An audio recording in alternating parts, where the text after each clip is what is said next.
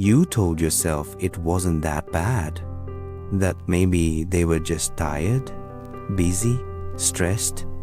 You convinced yourself the silence was calm, that the absence of chaos meant safety. But silence is not peace. Sometimes silence is punishment.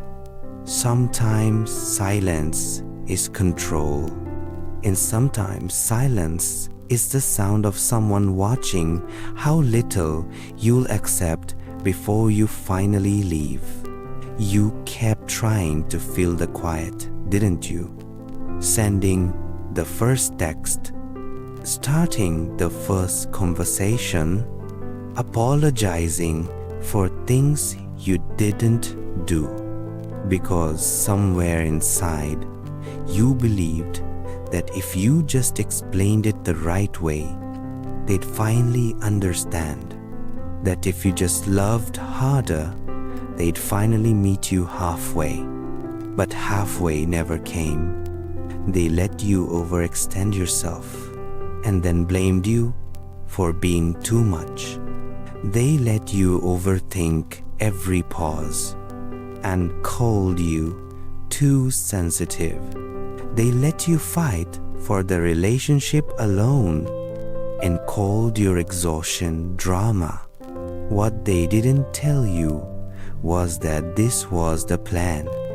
They wanted you small because small people are easier to manage.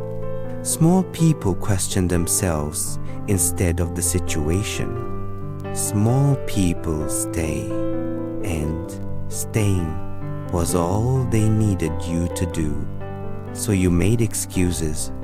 You told yourself love was patience, forgiveness, endurance. You wore martyrdom like a badge of honor, but that's not love. That's self-erasure dressed as devotion. You didn't find peace, you surrendered your voice.